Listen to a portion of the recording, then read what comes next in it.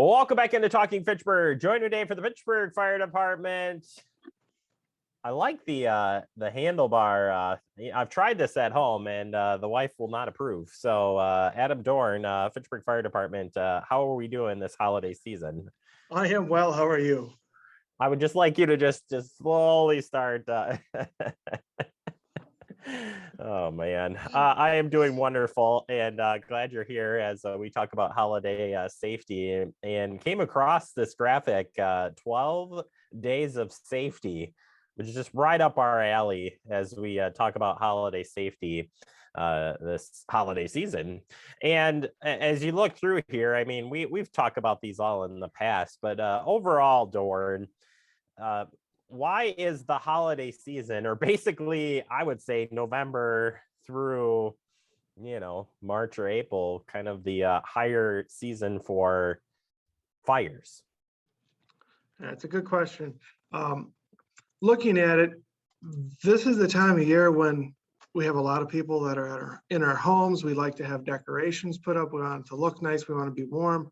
And there are many options for people to take and have those things, right? To be warm at home, to have that ambiance that they're trying to create. Some of those means are safer than others, and that's what this 12 days of safety really shows. That it reminds us that we need to take some of this into consideration before we do some of these things. Yeah, so today we're going to focus on a couple different areas here in this chart. But first, we're going to start on the Christmas tree side of things because, well, we're about 12, when this airs, not too far out, but you're about midway through. If you really took down the tree, right around the week of Thanksgiving, you could have a dry tree right now if you haven't been watering it. But overall, what are some safety tips you have there to prevent that tree from lighting up? Yeah, so let's start with the most obvious one. If you have not picked your live tree yet, choose a tree that is still alive. You don't want to go out and get the one that's dead, or even one that's half dead that doesn't look healthy. You want green needles that do not fall off when you touch it. So if you take the needles and put the needles in your hand and just kind of rub over the needles gently with your fingers, the needles should stay on the tree. If they don't, that's when you know you have a dry tree. Before you put the tree in your home, you want to cut off about 2 inches from the bottom of it. And you want to also make sure that it's at least 3 feet away from any type of a heat source, especially fireplaces, candles, and vents. You don't want to put it in front of a door that it would block a way out. And make sure you add water to your tree daily, because they will soak up a lot of water.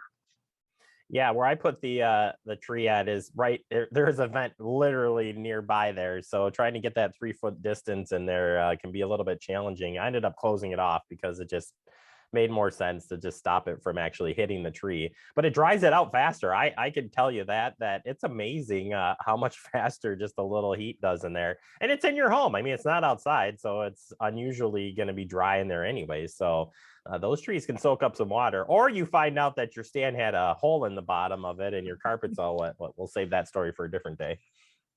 Right. Yeah. Well, some of the other things to consider is that when you light your tree, back in the day, they actually put candles on the tree. We do not recommend that. That is not something that we advise anybody to do. Instead, use lights that are listed as by a qualified testing laboratory, such as UL. Make sure that the lights are all in good condition. If you have your furry friends that are running around the house, make sure they aren't climbing in your tree and chewing on the cords, because that could end in a not so good situation for a couple of different situations there. And the other thing is, always make sure you turn off your tree lights before you leave or when you go to bed. I know some people like to have them on because it just creates that ambiance, but it's a safety thing. So turn them off when you're not around or you're going to bed. Yeah, expect those lights too. Each and every year, at the end of the holiday season, if you're like me, you're just like, get it in the box and get it out of here, because you're already upset that you got to take it down. But you should double check those because things come loose or tear really easily, especially if they're hand-me-down. Like, you've been getting the hand-me-downs for all those years, Dorn, you know what I'm talking about. Oh yeah. I remember last year we showed the video of somebody trying to light up their Christmas tree in the fireplace after Christmas. Yeah. Highly do not recommend that. Just if when the time comes for you to discard the tree, whether you're one of the people that likes to do it like the next day or a couple days later, or you like to leave it up as long as possible, make sure that your tree is still watered. Don't let it dry out, because as soon as it gets dry, that's when it gets very dangerous.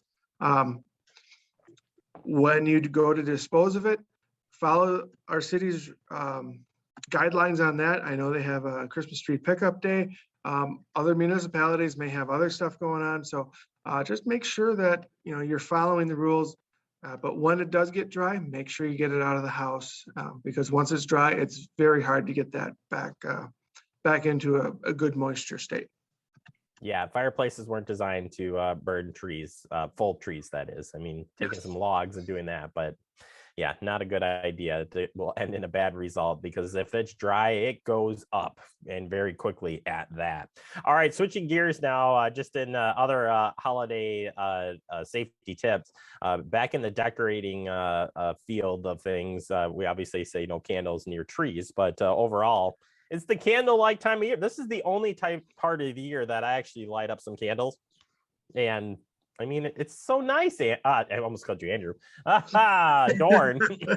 It's so nice to light it up, but you got to be careful just overall decorating. Yeah, 1/3 of home decoration fires, or fires that involve home decoration, is actually started by candles. So it is very common. And more than just over two out of every 5 decoration or fires that involve decorations happen because the decorations are placed too close to the candle.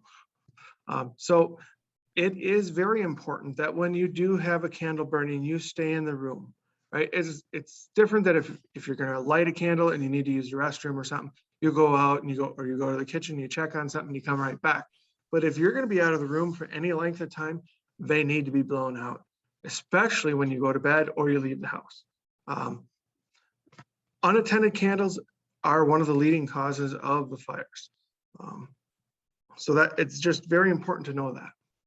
Yeah, and I think, the reason I even bring up my candle one is it's a centerpiece. You set the candle in the centerpiece, so it's surrounded by decorations, but I got an extra large glass dome to get way above it. Still doesn't mean that I can't blow it out, leave the room and not, or blow it out when you leave the room, that is. I like on the safety tips here, if using clips instead of nails for hanging things. Nails could be bad, especially if you don't know what's behind the wall. Right, and a number of different ways, right? We don't know you may not know what's behind the wall. When you're pounding a nail in, you may miss the nail, because I know I've missed the nail before, but when you miss the nail with lights, you could be damaging the lights and causing a part in the string of lights to become worn and have an issue sooner. And just by using the nail and wrapping your wire around that alone can start to break down the wire and the insulation and everything else. So by all means, please use the clips to put your lights up if you need to do that. Yeah, don't pull a Clark Griswold and be stapling those lights I just can't even imagine. That's not a good combination there. Finally, people might be doing a little bit more entertaining this year, given COVID vaccines out there, Matt. Whatever the case may be, if you are hosting, there's still some good fire safety that you can practice in your home to make sure everybody's on the same page in case something happens. Of course, we hope nothing does, but better to be safe than sorry. Absolutely. Some of the big ones, make sure you keep the kids and pets away from lit candles if you do have them lit. Keep the matches and lighters away from a place where the young ones could get a hold of them. Whenever you're cooking in the kitchen or wherever it might be, stay close by. Never leave your cooking unattended, because that also is one of the leading causes of fires. If you have people coming over to your house, they're staying at your place, make sure you test your smoke alarms. It's very important. We kind of forget about that this time of year, but test your smoke alarms, because working smoke alarms do save lives. They help people get out faster. And also tell your guests about your home fire escape plan. We tend to forget about that aspect of this as well. People don't know the surroundings once they're in your home. That's not what they're used to. So we want to make sure that they do know what your escape plan is, where your meeting place is. And if you do have smokers, ask them to smoke outside. Make sure that they don't discard their smoking materials on your deck or that kind of stuff. Have a receptacle for them. Yeah, that's a good point. And overall, I think just talking a quick, it could be easy. You could make it your welcome suite. And I could be welcome to the Crosby household. There is 2 exits, one in front that you just walked through, one behind me. And you can make it fun. Put a Christmas hat on or put a hat on. You'd be good to go. You could pretend you're being a flight attendant. I'm always a flight attendant. Oh my gosh. All right. Well, there's 12 safety tips for you in a nutshell. We'll just call it 12 no matter whether we went over or didn't make it there. I would throw in this one too, that have a safe and happy holiday season out there. And if you have any questions, concerns, or want to learn more, Doran, you've got some safety tips somewhere. I just can't remember where that is. Can you enlighten me on that one? Yeah, they're not in your stocking yet. We'll see if Santa can bring those for you. Well, I guess mine's over here. It's not showing up yet.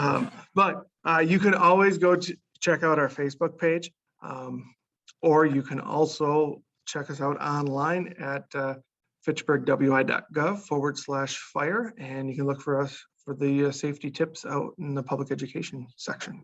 I'm surprised you didn't get me on this because, stockings over a fireplace here. It's electric heater, but I actually take all the stockings down when I turn it on because I have a very sensitive about how these are just going to go up really fast. Yes, I do remember you telling me that. That's probably why I did not say something, but it is also another great safety tip.